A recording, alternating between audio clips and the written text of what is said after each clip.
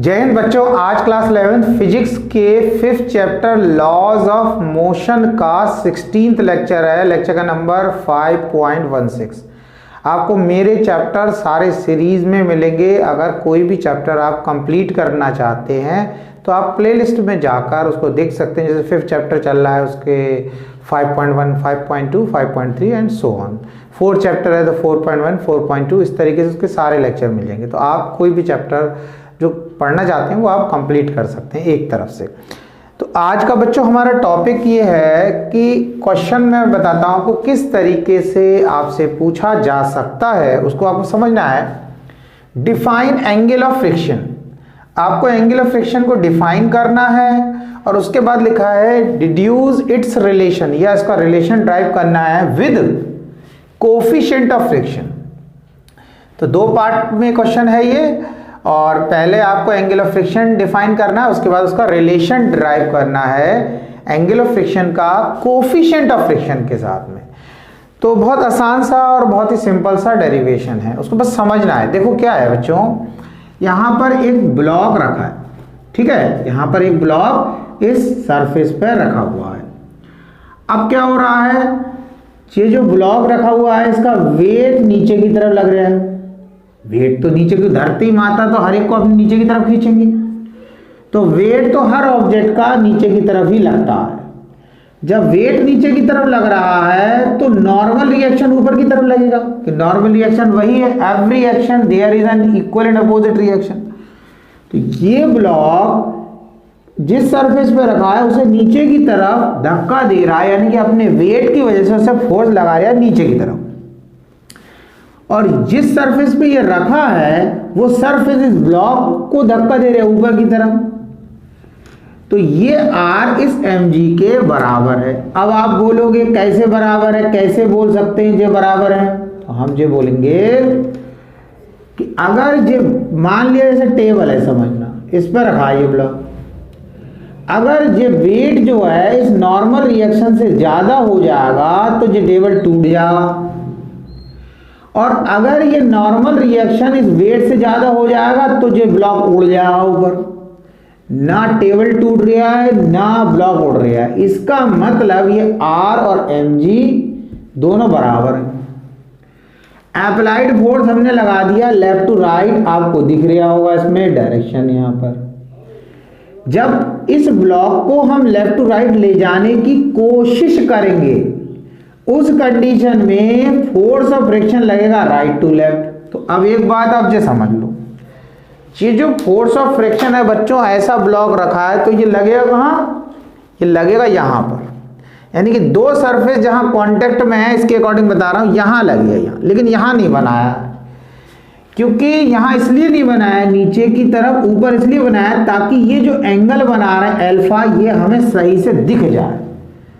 बात समझ में आया? एक लाइन हम ऊपर बना रहे हैं, एक अगर हम नीचे बनाएंगे इस तरीके से तो उसमें ये जो एंगल है वो हमें सही से दिखेगा नहीं। लेकिन आप ये समझ लो कि ये जो फोर्स ऑफ फ्रिक्शन है ये लग यहीं रहा है, लेकिन सिर्फ हमने इसलिए बनाया ताकि डायग्राम सही से समझ आए, डायग्राम में चीजें सही से दिखें, और कोई मतलब नहीं। अब समझना आप। अब वो ये कह रहे हैं ये जो अल्फा है, ये अल्फा इतना एंगल है, इतना एंगल, ये इसी को बोलते हैं एंगल ऑफ फ्रिक्शन। अब इसकी आप समझो डेफिनेशन। डेफिनेशन ये कह रही है, देखना समझना है, पहले क्या है, ऐसे हमने नॉर्मल रिएक्शन बना रखा है ऊपर की तरफ, ये ब्लॉक रखा है, ठीक है, और ये इस तरीके से ये हमारा मैक्सिमम स्टैटिक फ्रिक्शन है कि नहीं है? अब ये जो नॉर्मल रिएक्शन है ये भी वेक्टर क्वांटिटी है, वहां पे तो हमने नहीं लगाया साइन। ये जो फोर्स ऑफ फ्रिक्शन है ये भी वेक्टर है, क्योंकि इसमें भी डायरेक्शन है, मैग्नीट्यूड है, इसमें भी डायरेक्शन है, इसकी कुछ वैल्यू होगी। तो दो वेक्टर का जो रिजल्टेंट होगा वो यहां होगा बीच में, इनके बीच में दो वेक्टर का जो रिजल्टेंट। अब डेफिनेशन समझना है, वो ये कह रहे हैं, और ये जो रिजल्टेंट है ये इस R के साथ जो एंगल बना रहा है अल्फा, इसी को हम यहाँ पे क्या बोल रहे हैं? Angle of friction. इसको क्या बोल रहे हैं? Angle of friction. तो डेफिनेशन कैसे बोलेंगे, बोलेंगे angle of friction alpha is defined as, angle of friction alpha is defined as, उसको कैसे डिफाइंड है, इज द एंगल, अब angle of alpha is defined as is the angle which the resultant, अब देखो इस आर और इसका ये रिजल्टेंट, विच द रिजल्टेंट, किस किस का रिजल्टेंट है, resultant of normal reaction and maximum static friction, ये जो है रिजल्टेंट किस किस का है, normal reaction, maximum static friction makes with the normal reaction. Definition क्या हो गई, angle of friction is the angle with the resultant of normal reaction and maximum static friction makes with the normal reaction, यानी कि इन दोनों का resultant जो है इस आर के साथ जो एंगल बनाता है उसी को हम एंगल ऑफ फ्रिक्शन बोलते हैं। इसीलिए इसमें नॉर्मल रिएक्शन वर्ड डेफिनेशन में 2 बार आता है कि angle of friction is alpha is defined as the resultant, resultant किसका है, normal reaction and maximum static friction makes with the normal reaction, इन दोनों का रिजल्टेंट इस नॉर्मल रिएक्शन के साथ जो एंगल बना रहा है वो हमारा एंगल ऑफ फ्रिक्शन हो गया। ठीक है, अब हमें क्या करना है, ये तो हमारी डेफिनेशन हो गई सिंपल सी। दूसरा हमें करना है, हमें रिलेशन ड्राइव करना है, छोटा सा डेरिवेशन है। अब हमने क्या करा, यहां पर समझना, ये ट्राइंगल ले लिया, ट्राइंगल कौन सा ले लिया, इन ट्राइंगल OBC, ये OBC ट्राइंगल ले लिया। अब एक चीज समझना, ये जो है हमारा मैक्सिमम स्टैटिक फ्रिक्शन है, ये वाला एरो उसको रिप्रेजेंट कर रहा है, और ये नॉर्मल रिएक्शन। अब ये वाली साइड इसके पैरेलल है, अगर ये रेक्टेंगल है तो रेक्टेंगल की प्रॉपर्टी आपको पता है, अपोजिट साइड बराबर होती है, तो ये वाली सीबी साइड क्या होगी, ये भी हमारी होगी FS मैक्स। समझ में आया भाई, जो वैल्यू इसकी होगी वही वैल्यू इसकी होगी, क्योंकि जस्ट अपोजिट है, पैरेलल है इसके।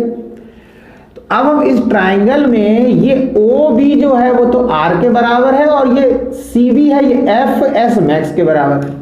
तो हम इसमें 10 अल्फा का फॉर्मूला लगा है, 10 अल्फा या 10 थीटा बोलते हैं, तो क्या होता है, परपेंडिकुलर अपॉन बेस। अब परपेंडिकुलर क्या, एंगल के सामने वाली साइड परपेंडिकुलर होती। आप ये चीज बच्चों बहुत ध्यान रखना, जैसे ये राइट एंगल ट्राइंगल है, अगर आपने ये एंगल लिया तो ये परपेंडिकुलर कहलाएगा बेटा, ये बेस कहलाएगा। और आपने ऐसा ही राइट एंगल ट्राइंगल लिया और ये अल्फा एंगल ये लिया, तो आपका बेटा ये परपेंडिकुलर कहलाएगा, ये बेस कहलाएगा। और 90 के सामने वाला तो ये फिक्स है, ये तो हाइपोटेन्यूस ही है। ये आपने 10th में पढ़ा होगा, नहीं है अगर आपको ध्यान है तो अब मैं बता दिया आपको। ठीक है, तो अब करना ये है कि परपेंडिकुलर इस एंगल के सामने वाली साइड परपेंडिकुलर, तो ये होगा FS max divided by base की जगह क्या हो जाएगा, ये OB बेस होगा, ये परपेंडिकुलर ये बेस, तो उसकी जगह क्या लिख देंगे R। ये हमारी बच्चों फर्स्ट इक्वेशन बन गई, ये हमारी क्या होगी, फर्स्ट इक्वेशन। अब हमने लिखा वेयर, देखो वेयर लिखा वेयर, तो हमने लिखा म्यू S जो होता है वो FS max divided by R के बराबर होता है। तो देखो जब भी हम वेयर लिखते हैं इसका मतलब ये होता है हमने कहीं दूसरी जगह से फॉर्मूला लाके लिख दिया, इसको ऐसे नहीं लिखा है। आप कहीं कंफ्यूज हो रहा है, ये अभी ऐसे लिखा था, अब ये कैसे हो गया, ये FS हो गया, ये अल्फा की जगह म्यू एस लिख दिया, नहीं इसकी जगह नहीं लिखा, हम दूसरी जगह से।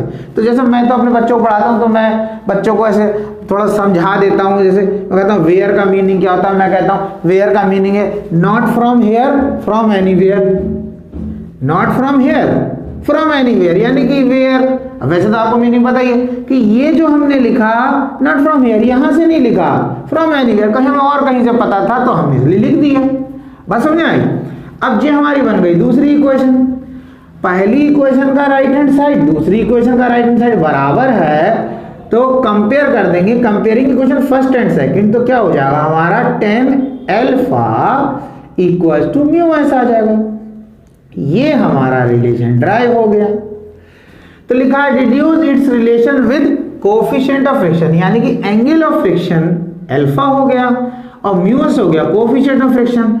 इसका रिलेशन ड्राइव करना, तो वो ड्राइव करते तो अब हम इस लाइन को क्या बोल सकते हैं, इस जो रिजल्ट आया उसको देख के हम बोल सकते हैं tangent of angle of friction, tangent of angle of friction alpha is equals to the coefficient of friction. Tangent, अब देखो टेंजेंट कई बार बच्चे बोलते हैं, वो सोचते हैं टेंजेंट लग रही जैसे इस सरफेस को टच करता हुआ फोर्थ इस सरफेस को टच, नहीं नहीं, ये टेन का ही पूरा नाम टेंजेंट है। समझ में आया? टेन का पूरा नाम क्या है, जैसे साइन कोसाइन, तो उसकी बात कर रहे हैं। ऐसी टेन साइन कॉस टेन, तो उसमें जो ये टेन है इसका पूरा नाम क्या है, टेंजेंट। ठीक है, तो tangent of angle of friction alpha किसके बराबर है, कोफिशिएंट ऑफ फ्रिक्शन के बराबर। तो एक छोटा सा डेरिवेशन था, समझ आया? ओके, तो बच्चों आज का लेक्चर यहीं फिनिश करते हैं। नेक्स्ट लेक्चर में मिलेंगे नेक्स्ट टॉपिक के साथ। तब तक पढ़ते रहें, कोशिश करते रहें। कोशिश करने वालों की हार नहीं होती, मेहनत कभी बेकार नहीं होती। पढ़ते रहें, आगे बढ़ते रहें।